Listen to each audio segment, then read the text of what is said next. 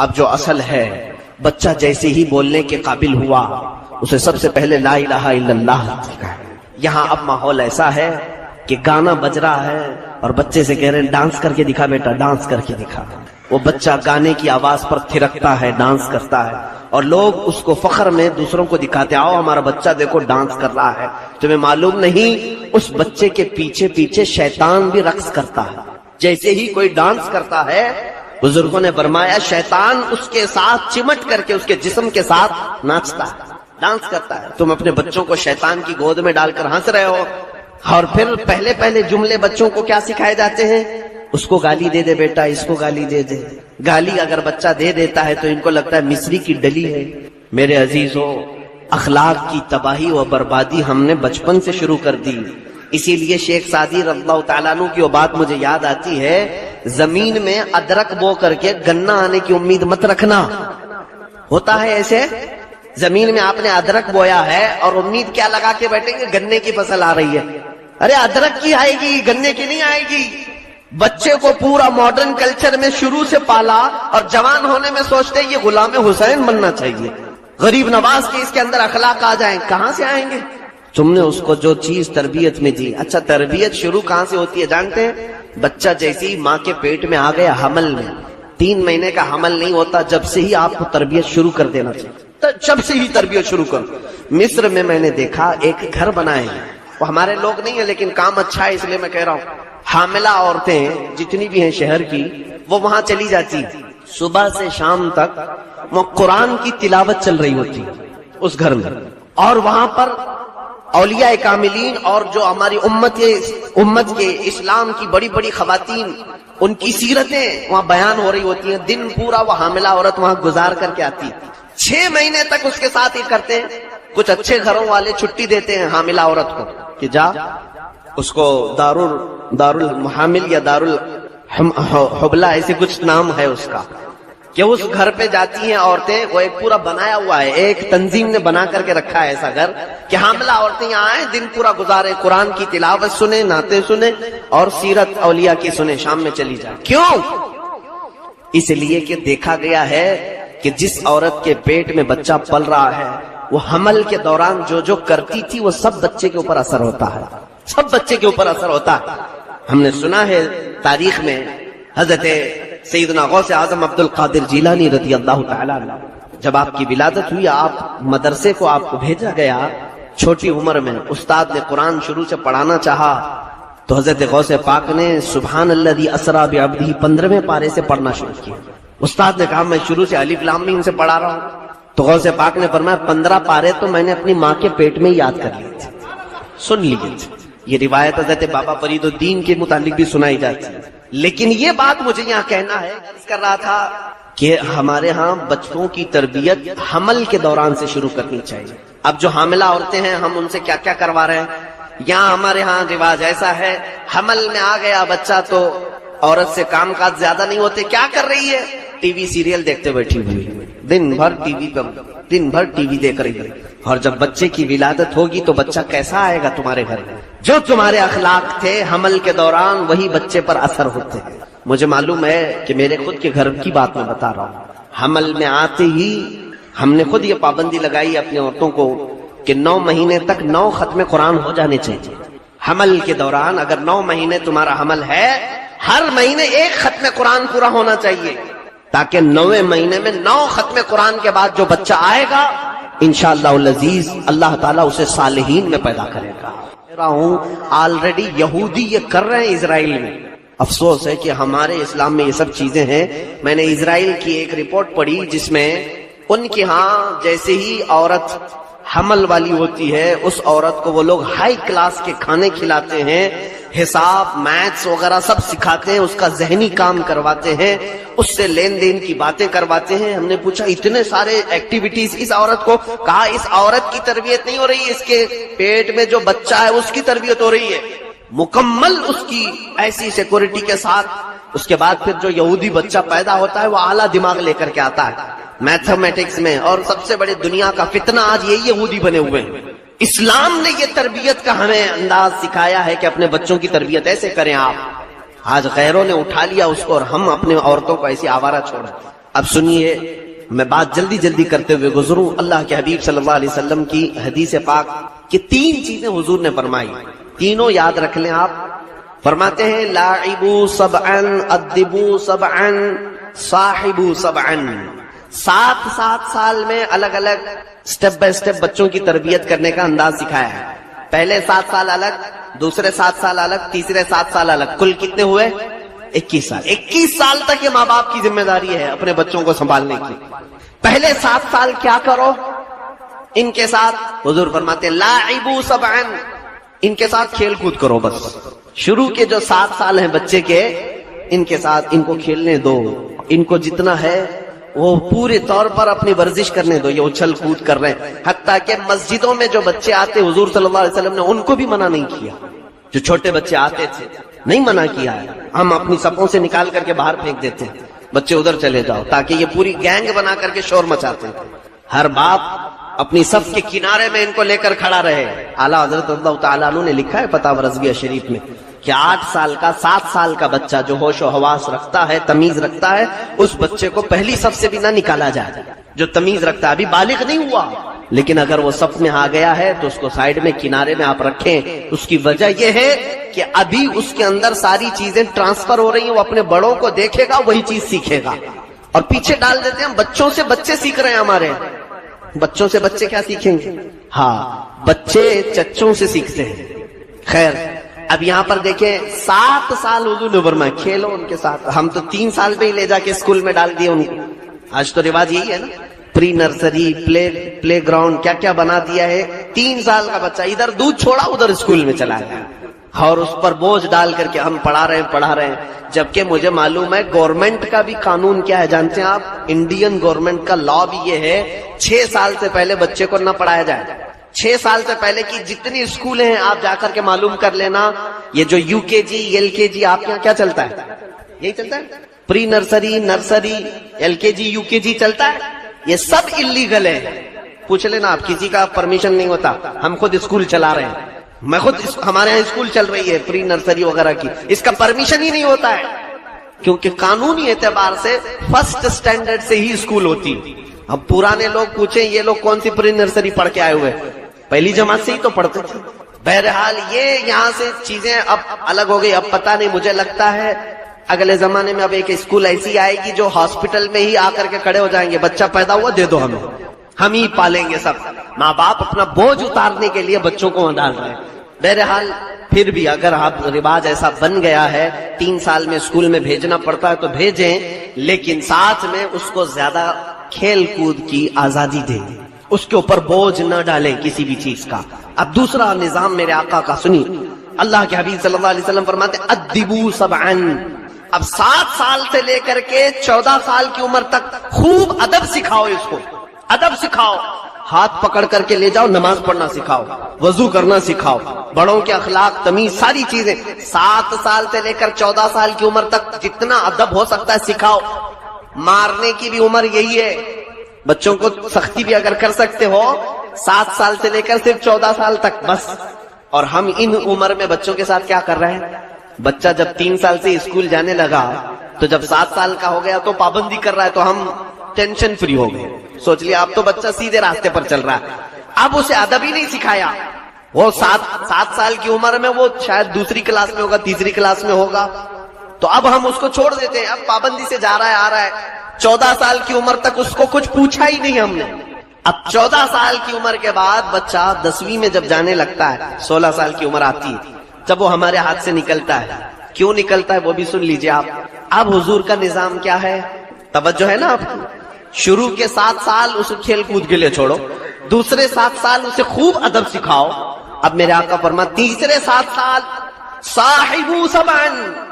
14 سال کی عمر سے لے کر 21 سال کی عمر تک ہر ماں باپ اپنے بچوں کے ساتھ دوستی کرے، دوست بن جاؤ ان کے، بالکل بے تکلف دوست، کہ تمہارا بچہ ہر چیز تمہارے ساتھ شیئر کرنے لگے.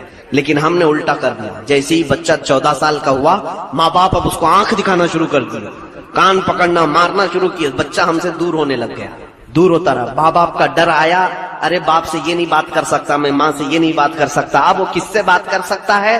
اوباش بدماش قسم کے دوستوں سے بات کرتا ہے.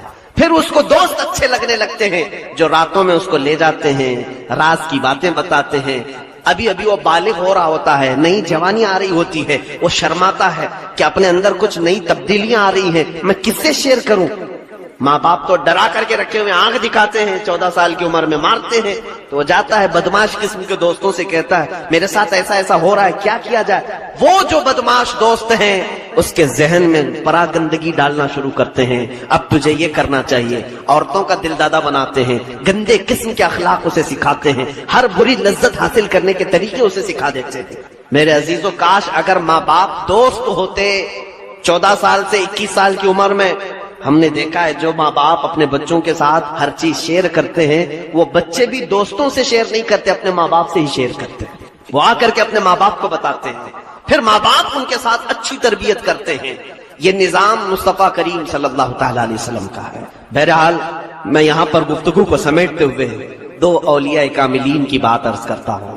بچوں کو اگر کچھ بنانا ہے تو کچھ قربانی بھی دینی پڑے گی۔ ظاہر سی بات ہے، شاعر نے کہا ہے کہ یہ بڑی مشکل سے ہوتا ہے چمن میں دیدہ ور پیدا ہے، یعنی اگر چمن میں کوئی چیز پیدا کرنا ہے تو بہت مشکل ہے کہ دانا خاک میں مل کر گل و گلزار بنتا ہے۔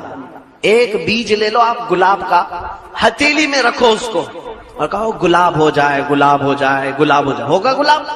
نہیں، اس بیج کو لے جاؤ کیچڑ میں ڈالو، اس کو کیچڑ میں ڈال دیا، زمین میں مٹی میں ڈال دیا، دوسرے ہی دیکھیں پودا اگایا، پھر تھوڑے دن کے بعد دیکھا اس میں پھول بھی کھلایا۔ اگر کوئی یہ سوچے یہ میرا بیج ہے، میں نے 50 روپے کا خریدا ہے، اس کو میں مٹی میں نہیں ڈالوں گا، تو پھر تو وہ ہتھیلی پر ہی رہ جائے گا، گلاب کبھی نہیں بنے گا۔ تم اگر اپنے بچوں کو یہ چاہتے ہو میں ہتھیلی میں ہی لے کر کے چلوں گا، اسے کوئی مصیبت نہیں آنا چاہیے، تو وہ بیج کا بیج ہی رہ جائے گا، گلاب کبھی نہیں بنے گا۔ اس کو سختیوں کا اور مصیبتوں کا ہنر سکھانا پڑے گا۔ جانتے ہیں آپ، ایک کوا بھی اپنے بچے کو گھونسلے سے اڑنا سکھاتا ہے تو یہ نہیں ہے کہ اس کے نیچے اپنے چونچ کو رکھ کر کے اٹھاتا ہے کوا اور اپنے گھونسلے سے چونچ سے اٹھا کر باہر پھینک دیتا ہے۔ کوی اپنے بچے کو، چھوٹے سے بچے کو اٹھا کر باہر پھینکتی ہے، بچہ نیچے گرتا ہے، تھوڑی دیر کے بعد وہ کوی خود بھی نیچے آتی ہے اور اسے چونچ سے دھکا مارتی، دھیرے دھیرے اوپر چلاتا ہے، چلاتے چلاتے اڑنا سیکھ جاتا ہے۔ آپ سائیکل چلانا سکھاتے تو ہیں بچوں کو، ان کو مصیبتوں میں آنا سکھائیں۔ ہم کیا سوچتے ہیں، بچہ آج بریانی مانگا، بریانی بناؤ، آج چکن مانگ رہا ہے، چکن بناؤ، مٹن مانگ رہا ہے، میرا بچہ مٹن بناؤ۔ ان کو کبھی پوہے بھی تو کھلاؤ، ان کو یہ بھی بتاؤ کہ میرے آقا صلی اللہ علیہ وسلم 3 دن تک فاقہ کر کیا آج لہجوں کی سختیاں بڑھتی چلی گئیں۔ اور آپ کو پتا ہے قرآن پاک میں رب تعالیٰ نے یہ فرمایا وَلَا تَقُلْ لَهُمَا اُفٍّ وَلَا تَنْهَرْهُمَا، والدین کے بارے میں بچوں کو کیا کہا گیا، ان کو اف تک نہ کہو۔ لیکن زبان جب کھلتی ہے نا ماں باپ کے خلاف، نوجوانوں کو ہم نے دیکھا ہے گالی گلوچ کرتے ہوئے اور اتنی بری باتیں کہتے ہوئے، معاذ اللہ۔ عزیزان گرامی وقار، حضور نے تو یہ فرمایا جس نے پلٹ کر کے اپنے ماں اور باپ کو سخت لہجے میں بات کیا یا ان کی نافرمانی کی، حضور فرماتے ہیں میرا دل چاہتا ہے کہ اس کے گھر کو آگ لگا دوں، آگ لگا دوں۔ اس لیے اس بات کو ہمیشہ یاد رکھیں، تمہارے لہجے کی سختیاں کسی کو زخمی کر دیں تو آخرت خراب ہو جائے گی، آخرت خراب ہو جائے گی۔ حضرت علقمہ رضی اللہ تعالیٰ عنہ، حضور کے صحابی، حضور صلی اللہ علیہ وسلم کے صحابی، آخری وقت آ گیا تھا لیکن زبان نہیں کھلتی تھی۔ حضور پاک صلی اللہ علیہ وسلم کے پاس سفارش لائی گئی کہ آپ کے وہ ساتھی ہیں انتقال کر رہے ہیں لیکن زبان پر کلمہ بھی نہیں آتا۔ حضور تشریف لائے، دیکھا، پوچھا گھر میں ان کے کون کون ہے، کہا بیوی ہے اور ماں۔ ماں کو بلایا اور کہا علقمہ کے بارے میں کیا کہتی ہو، کیسا تھا؟ کہا بہت اچھا، پرہیزگار، عبادت گزار، ساری نیکوکاریاں اس کے اندر ہیں۔ تو پھر حضور نے پوچھا اچھا یہ بہت نیک تھا، تم بھی اس سے راضی ہو کہ نہیں ہو؟ ماں نے کہا میں نہیں راضی ہوں، میں راضی نہیں ہوں۔ کہا کیوں، وجہ کیا ہے؟ کہا یا رسول اللہ میرا اکلوتا بیٹا، میرا تنہا بیٹا تھا، بڑی محبتوں کے ساتھ اس کو پالا تھا، اور جب میں نے اس کی شادی کی اپنی بیوی کو لایا اور جب بیوی گھر پر آ گئی تو میری بات کو ہلکے میں لیتا، اپنی بیوی کی بات کو فوقیت دیتا، ترجیح دیتا، اور اس وقت غالباً یہ باتیں تھی کہ زبان سے کوئی کلمہ ان کے نکلا ہوگا جو بیوی کی حمایت میں تھی، ماں کو تکلیف پہنچ گئی۔ کہا میرا دل گوارا نہیں کرتا، میں اس سے راضی نہیں ہوں، باقی وہ بہت نیک بندہ ہے، بہت اچھا۔ حضور نے فرمایا دیکھو زندگی کے آخری پڑاؤ پر آ چکا ہے، روح نکلنے کو ہے، معاف کر دو۔ وہ بھی صحابیہ تھی، انہوں نے کہا آقا آپ کا حکم ہے یا مشورہ ہے؟ اگر حکم ہے تو پھر ماننا ہے۔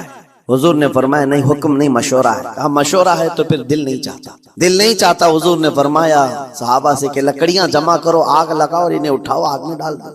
آگ دہکائی گئی تو ماں کی ظاہر سی بات ہے ممتا بے چین ہو گئی، کہا ان کو میرے سامنے آگ میں ڈالیں گے؟ کہا ہاں، اس سے بہتر ہے کہ وہاں جلے گا یہاں جلے۔ وہ ماں کہتی آقا آپ گواہ ہو جائیں میں اپنے بیٹے کو معاف کرتی ہوں۔ ادھر معاف کیا، ان کی زبان پر کلمہ طیبہ جاری ہوا۔ میرے عزیزو یہ بتانا مقصود اس لیے ہے کہ زبان سے دیے ہوئے زخم خواہ والدین کو ہو، یہ معمولی نہیں ہوتے۔ ہو سکتا ہے آخری وقت تمہاری زبان بند ہو جائے اور کلمہ طیبہ بھی نہ جاری ہو، زبان کھلنے بھی نہ لگے، یہ حالات آ جائیں گے۔ اس لیے اپنی زبان کا کنٹرول برقرار رکھو، کس سے کیا کہنا ہے۔ ابھی میں اس کا دوسرا پارٹ بھی بتاتا ہوں زبان کے استعمال کا۔ یہ نرمی لہجے کے اندر ہونا بہت ضروری ہے، لیکن کچھ جگہوں پر سختی کی اجازت ہے، لیکن وہ مقامات الگ ہیں۔ نرم لہجہ حضور پاک صلی اللہ تعالی علیہ وسلم کے فرامین میں سے ہے۔ ایک بات بڑی بغداد مقدسہ میں نے ایک ولی پاک کی زیارت کی، ان کے آستانے پر بھی میں نے ابھی بیان کیا تھا۔ حضرت بہلول دانا مجذوب بزرگ تھے اور بغداد کی گلیوں میں کہیں پر بھی بیٹھ جاتے تھے، اور جو جھانکار تھے وہ سمجھتے تھے اللہ والا بندہ ہے۔ مجذوب کس کو کہتے ہیں؟ جس کی یاد الہی میں عقل فنا ہو گئی، ختم ہو گئی، اللہ کے ذکر میں اور اللہ کی یاد میں اپنے آپ کو فنا کر دیا ہے، اس کے اوپر شریعت کا قلم نہیں۔ ظاہر سی بات ہے شریعت کے سارے احکام اس پر ہے جس کی عقل سلامت ہے۔ عاقل ہو بالغ ہو تو نماز فرض ہے نا، عقل ہی نہیں ہے تو وہ مجذوب ان اولیاء کو کہتے ہیں۔ لیکن ان کے بارے میں حدیث میں ہے، اللہ کے نبی نے فرمایا وہ ایسے بندے ہیں کہ اگر اللہ کو قسم دے دیں کسی بات کی، اللہ ان کی قسم پوری کرتا ہے۔ وہ بہلول دانا بیٹھے ہوئے تھے، بغداد کا ایک مشہور تاجر تھا، لیکن خستہ حال تھا، بہت نقصان اٹھا چکا تھا، خسارے میں چل رہا تھا، بزنس پورا لاس میں، اور وہ پریشان حال بہلول دانا کے پاس آیا، گڑ گڑایا، کہا کہ حضور مجھے بچا لیں، رحم کر لیں، میں تاجر ہوں، لٹ گیا ہوں، لاس میں ہوں، کچھ آپ فرما دیں، میں کیسے اس بھور سے نکلوں؟ بہلول دانا نے دیکھا، کہا ٹھیک ہے کچھ پیسے بچے ہیں؟ کہا ہاں ہے، وہ بس اتنا سرمایہ ہے کہ مال لیتا ہوں پھر بیچ دیتا ہوں، نفع نہیں ہوتا۔ بہلول دانا نے کہا ایک کام کر، کالا کپڑا جتنا ملتا ہے سب خرید لے، پورے شہر سے کالا کپڑا جہاں جہاں مل جائے سب لے کر اسٹاک کر لے۔ کہا جی حضور آپ نے جیسا فرمایا۔ گیا، جتنا سرمایہ تھا سب لگا دیا، کالا کپڑا خرید کر ایک جگہ اسٹاک کر دیا۔ اللہ والے کا حکم تھا، لیکن ہوا ہے کہ بغداد کا معمول تھا، 8 دن گزرے نہیں تھے کہ وہاں وقت کے حاکم کا انتقال ہوا، اور جب حاکم کا انتقال ہوتا تو شہر کے جتنے بڑے لوگ ہوتے، رئیس لوگ، وہ اس کے سوگ میں، اس کے غم میں کالا کپڑا پہنتے تھے، اور کالا کپڑا سوائے اس تاجر کے کسی کے پاس نہیں، اور سارے بڑے لوگ پیسوں سے اس کے پاس کالا کپڑا خریدنے آئے، یہ منہ بولے قیمت پر، جیسے تیسے جتنی قیمت پر بولے سب خرید کر لے جاتے، اور پل بھر میں ایک دن کے اندر وہ بہت بڑا کروڑ پتی بن گئے، بہت مال آ گیا۔ یہ بات یاد رکھیں، اللہ مال دیتا ہے، اس کے بعد پھر آزمائش بھی ہوتی، مال اتنا آ گیا، اب لے کر کے مستیاں تھیں، چند دن گزرے، ظاہر سی بات ہے مال کو بڑھانے کی تمنا ہر ایک کی ہوتی ہے، کوئی یہاں پر اینڈ کرنے والا نہیں ہے دنیا میں، چاہے اس کا بزنس اربوں پر بھی پہنچ جائے، اسے آگے پہنچنا ہے۔ چند دن گزرے تھے، 8-10 دن، پھر آیا حضرت بہلول دانا کو ڈھونڈتے ہوئے، ایک جگہ میدان میں یہ مجذوب بزرگ بیٹھے مل گئے، آیا اور کہا او دیوانے بتا اب کیا خریدوں، پیسہ بہت ہے ابھی میرے پاس، بتا دیوانے اب کیا خریدوں؟ انہوں نے دیکھا، کہا کہ لہجہ تو بدلا ہوا ہے، پیسہ بہت زیادہ تھا، کہا کہ ٹھیک ہے کوئی بات نہیں، اللہ والوں کو ان سب چیزوں سے کوئی لینا دینا نہیں۔ آپ نے کہا مال جتنا ہے تیرے پاس سب لے کر کے خربوز خرید لے، تربوز خرید لے، جس کو کلنگڑ کہتے ہیں، تربوز پورے خرید لے۔ اس نے کروڑوں کی جائیداد پورے تربوزوں میں لگا دی، سب تربوز خرید کر سٹاک کر دیا ایک جگہ، اور اس کے گمان میں یہی تھا کہ چند دن گزریں گے، کوئی ایسا ہی حادثہ ہوگا جب تربوز منہ مانگی قیمت پہ لوگ خریدیں گے اور میں بیچوں گا۔ پورا مال تربوز میں لگایا. 2 دن 4 دن 6 دن 8 دن گزرے, کوئی حادثہ نہیں. ادھر تو تربوز سڑنے لگ گئے. وہ تو زیادہ دن سٹاک نہیں کیے جا سکتے. سڑن شروع ہو گئی. پھر تھوڑے دنوں کے بعد پورے کے پورے سڑ گئے. کروڑوں کا مال تربوز میں سڑ کے چلا گیا. وہ بیچ بھی نہیں سکا, کچھ نہیں کر سکا. واپس چیختا چلاتا اسی حالت میں آیا. پہلے سے بھی زیادہ بدتر حالت میں آ گیا ہوں. دوڑتے ہوئے آیا, حضرت بہلول دانا کو ڈھونڈتے ہوئے. کہاں ہیں؟ وہ اسی جگہ بیٹھے ہوئے مٹی میں بیٹھے رہتے تھے. قریب آیا اور کہنے لگا کہ آپ نے میرے ساتھ ایسا کیوں کیا بہلول؟ بہلول دانا نے کہا کیا ہوا؟ کہا میں تو لٹ گیا, تربوز میں پیسے لگائے آپ کی وجہ سے اور پورے سڑ گئے. بہلول دانا نے کہا میں نے تو کچھ نہیں کیا. پہلے تو تجھے نفع ملا تھا وہ تیرے لہجے کی وجہ سے, اب خسارہ